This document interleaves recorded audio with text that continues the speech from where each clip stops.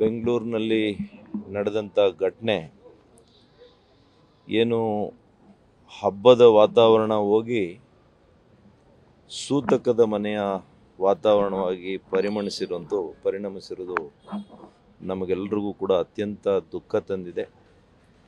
ಈ ಸಂದರ್ಭದಲ್ಲಿ ನಮ್ಮ ನಾಯಕರು, ಮಾಜಿ ಮುಖ್ಯಮಂತ್ರಿಗಳು ಶ್ರೀ ಬಸವರಾಜ ಬೊಮ್ಮಾಯಿರವರು, ಅದೇ ರೀತಿ ಬೆಂಗಳೂರು ಕೇಂದ್ರದ ಸಂಸದರು, ಹಿರಿಯ ನಾಯಕರು ಆಗಿರ್ತಕ್ಕಂಥ PC ಮೋಹನ್ ಅಣ್ಣವರು, ನಾವು ಜೊತೆಯಲ್ಲಿ ಇವತ್ತು ಬಂದು ಗಾಯಾಳುಗಳನ್ನು ಮತ್ತು ಮೃತ ಹೊಂದಿರತಕ್ಕಂಥ ಅವರ ಪೋಷಕ ವರ್ಗದವರನ್ನು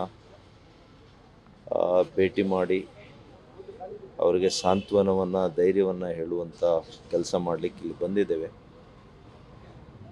ನಾವು ಸಾವಿನ ಮನೆಯಲ್ಲಿ ರಾಜಕಾರಣ ಮಾತನಾಡಬಾರ್ದು, ಆದರೆ ಇದು 18ನೇ ಋತು, IPLನ ಋತು. ಅಂದರೆ ಈ ಹಿಂದೆ 18 ತಂಡಗಳು ಗೆದ್ದಿದೆ. ಚೆನ್ನೈನಲ್ಲಿ, ಮುಂಬೈನಲ್ಲಿ, ಕೋಲ್ಕತ್ತಾದಲ್ಲಿ, ಹೈದರಾಬಾದ್ನಲ್ಲಿ, ಇಲ್ಲೆಲ್ಲ ಕೂಡ ಈ ರೀತಿಯ ಸಮಾರಂಭಗಳು ದೇಶದಲ್ಲಿ ನಡೆಯುತ್ತೆ. ವಿಶ್ವದ ಅನೇಕ ನಗರಗಳಲ್ಲಿ ಇದೇ ರೀತಿ ನಡೆಯುತ್ತೆ.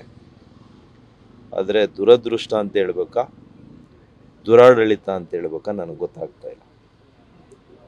ಯಾವುದೇ ಸಮಯೋಚಿತವಾದಂಥ ಒಂದು ನಿರ್ಧಾರಗಳನ್ನು ಮಾಡದಿರ ಅತ್ಯಂತ ಬೇಜವಾಬ್ದಾರಿ ತಂದಿಂದ ಇವತ್ತು ಮುಗ್ಧ ಕ್ರೀಡಾ ಅಭಿಮಾನಿಗಳು 11 ಯುವಕರು, ಮಗುವು ಸೇರಿ, ಹೆಣ್ಮಕ್ಳು ಸೇರಿ ಅತ್ಯಂತ ತರುಣ ವಯಸ್ಸಿನ ವಿದ್ಯಾವಂತ ಯುವಕರು ಅವರಿವತ್ತು ನಿಜವಾಗಿಯೂ ಕೂಡ ಸಾವನ್ನಪ್ಪಿರೋದಂಥದ್ದು ಅತ್ಯಂತ ದುಃಖವನ್ನು ತರುವಂಥ ಕೆಲಸ ಆಗಿದೆ. ಅವ್ರ ತಂದೆ ತಾಯಿಗಳು ನಿಜವಾಗಿಯೂ ಕೂಡ ಅವರ ಶೋಕ ಯಾವ ರೀತಿ ಅವ್ರಿಗೆ ಇಡೀ ಜೀವನ ಉದ್ದಕ್ಕೂ ಕೂಡ ಈ ಶೋಕವನ್ನು ಹೊರಬರಲಿಕ್ಕೆ ಸಾಧ್ಯ ಆಗೋದಿಲ್ಲ. ಇವತ್ತು ಸಂಬಂಧಪಟ್ಟಂಥ ಸರ್ಕಾರ ಇವತ್ತು ವ್ಯವಸ್ಥಿತವಾಗಿ ಮಾಡಬೇಕಾಗಿತ್ತು. ಇದನ್ನು ನೆನ್ನೆನೇ ನೋಡಿದರು. ತಂಡದ ಆಟಗಾರರಿಲ್ಲ. ಮ್ಯಾಚ್ ನಡೆದಿರತಕ್ಕಂಥದ್ದು ದೂರದ ಅಹಮದಾಬಾದ್ನಲ್ಲಿ. ಅಲ್ಲಿ ಗೆದ್ದಂಥ ವಾತಾವರಣವನ್ನು ಇಲ್ಲಿ ಯಾವ ದೀಪಾವಳಿಗೂ ಕಡಿಮೆ ಇಲ್ಲದಂತೆ ಪಟಾಕಿಯನ್ನು ಸಿಡಿಸಿರ್ತಕ್ಕಂಥದ್ದು. ಪ್ರತಿ ರಸ್ತೆಯಲ್ಲೂ ಬೆಂಗಳೂರಿನಲ್ಲಿ ಅಷ್ಟು ವಿಜೃಂಭಣೆಯನ್ನು ನಿನ್ನೆ ಮಾಡಿದಾಗ ಇಂಟೆಲಿಜೆನ್ಸ್ ಏನು ಮಾಡ್ತಾಯಿತ್ತು? ಅವ್ರು ಹೇಳಬೇಕಾಗಿತ್ತು ಇವತ್ತು ಕಾರ್ಯಕ್ರಮ ಯಾವ ಪ್ರಮಾಣದಲ್ಲಿ ಜನ ಬರ್ತಾರೆ, ಯಾವ ರೀತಿ ಅದಕ್ಕೆ ಸಿದ್ಧತೆಗಳನ್ನು ಮಾಡ್ಕೋಬೇಕು, ಯಾವ ರೀತಿ ವ್ಯವಸ್ಥೆ ಮಾಡಬೇಕು, ಯಾವ ರೀತಿ ಬಂದೋಬಸ್ತ್ ಮಾಡಬೇಕು, ಯಾವ ರಸ್ತೆಯಿಂದ ಅವರನ್ನು ತರಬೇಕು. ಮೊದಲನೇದು ಎಲ್ಲ ದ್ವಂದ್ವ ಮಾಡಿದ್ರು. ಇವತ್ತು ಮೊದಲು ಹೇಳಿದ್ರು ಪ್ರೊಸೆಷನ್ ಮೂಲಕ ರೋಡ್ ಶೋ ಅಂತ ಹೇಳಿದರು. ಮತ್ತೆ ಹೋಮ್ ಮಿನಿಸ್ಟ್ರು ರೋಡ್ ಶೋ ಇಲ್ಲ ಅಂತ ಹೇಳಿದರು. ವಿಧಾನಸೌಧ ಮುಂದೆ ಅಂತ ಹೇಳಿದರು. ಆಮೇಲೆ ಚಿನ್ನಸ್ವಾಮಿ ಸ್ಟೇಡಿಯಂ ಅಂದರು. ನಮಗೇ ಗೊತ್ತಿಲ್ಲ. ಇನ್ನು ಸಾಮಾನ್ಯ ಜನರಿಗೆ ಹೇಗೆ ಗೊತ್ತಾಗುತ್ತೆ ಎಲ್ಲಿದೆ ಏನು? ಎಲ್ಲ ಸಂಬಂಧಪಟ್ಟಂಥ ಮಂತ್ರಿಗಳು ಹೋಗಿ ಆಟಗಾರರ ಹತ್ರ ಫೋಟೋ ತಗೊಳ್ಳೋದು, ಸೆಲ್ಫಿಗಳು ತಗೊಳ್ಳೋದು, ಅವ್ರ ಮಕ್ಕಳನ್ನ ಪರಿಚಯ ಮಾಡೋದು. ಅದಕ್ಕಿದೇನಾ ಇವತ್ತೇನ ಸಮಯ? ಇನ್ನೊಂದು ವಾರ ಆಗಿದ್ರೆ ಆಗ್ತಾ ಇರಲಿಲ್ವಾ? ನಿಮ್ಮ ಮನೆಗೆ ತಿಂಡಿಗಳಿಗೆ ಕರೆದು ತಿಂಡಿ ಮಾಡಿಸ್ಬೋದಿತ್ತು ಅವ್ರನ್ನ.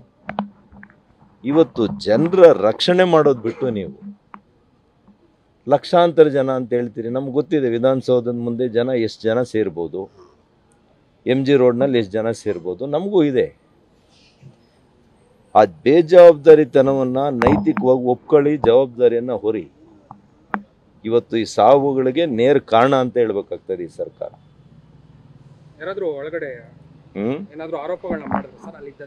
ಎಲ್ಲರೂ ಹೇಳ್ತಾ ಇದ್ದಾರೆ, ಯಾವುದೇ ಪೊಲೀಸ್ನವರು ಹೊಡೆದಿದ್ದಾರೆ, ಲಾಠಿ ಚಾರ್ಜ್ ಮಾಡ್ತಿದ್ದಾರೆ, ತಲೆಗೆ ಹೊಡೆದಿದ್ದಾರೆ. ಯಾವುದೇ ರೀತಿ ಭದ್ರತೆ ಇಲ್ಲ, ಯಾವುದೇ ರೀತಿ ಶಿಸ್ತಿಲ್ಲ. ಸ್ಟೇಡಿಯಮ್ಮಲ್ಲಿ ಅನೇಕರು ಹೇಳ್ತಾ ಇದ್ರು 20-25 ಸಾವಿರ ಖಾಲಿ ಚೇರ್ ಸಿಗ್ತದೆ. ಒಳಗಡೆ ಅವ್ರನ್ನ ಕರೆಕ್ಟಾಗಿ ವ್ಯವಸ್ಥಿತವಾಗಿ ಕಳಿಸುವಂಥ ಕೆಲಸ ಮಾಡಿಲ್ಲ. ಕಾರ್ಯಕ್ರಮ ಆಯೋಜನೆ ಮಾಡಿದ್ದು ವಿಧಾನಸೌಧ ಮುಂದೆ ಆಗಿರೋದು ಸ್ಟೇಡಿಯಂ ಹತ್ರ ನಮಗಿಲ್ಲ ಅಂತ ಕಾರ್ಯಕ್ರಮ ಆಯೋಜನೆ ಮಾಡಿದ್ದು ವಿಧಾನಸೌಧ ಮುಂದೆ ಸರ್ಕಾರದ ಪರವಾಗಿ, ಅಲ್ಲಿ ಸ್ಟೇಡಿಯಂ ಹತ್ರ ಆಗಿದ್ರಿಂದ ಏನಾದ್ರು ಆಗಿದ್ದಕ್ಕೆ ರೈತರು 100 ಜನ ನಿಮ್ಮ ವಿರುದ್ಧ ಹೋರಾಟ ಮಾಡೋದಕ್ಕೆ ಪರ್ಮಿಷನ್ ಬೇಕು. ಸಾವಿರಾರು ಜನ ಬರ್ತಾರೆ ಅಂತ ನಿಮಗೆ ಗೊತ್ತಿಲ್ವಾ? ಪರ್ಮಿಷನ್ ಯಾರು ಕೊಟ್ರು? ಸರ್ಕಾರ ಕೊಡ್ತಾ KCN ತಗೊಂಡ್ರ? ಯಾರಿಗೆ ಹೇಳ್ತೀರಿ ನೀವು? ಮುಗ್ಧ ಜನರಿಗೆ ಹೇಳಿದ್ದೇನೆ, ನಮಗಲ್ಲ.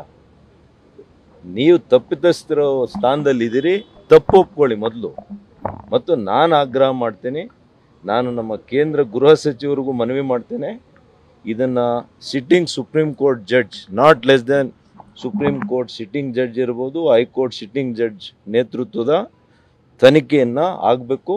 ತಪ್ಪಿತಸ್ಥರು ಯಾರೇ ಇರಲಿ ಅವ್ರ ಮೇಲೆ ಕ್ರಮ ಆಗಬೇಕು. ಇದು ಸಾಮಾನ್ಯ ವಿಷಯ ಅಲ್ಲ. ಇದು ನ್ಯೂಸ್ ಫಸ್ಟ್, ನಿರ್ಭೀತಿಯಿಂದ ನಿಮ್ಮ ಪರವಾಗಿ.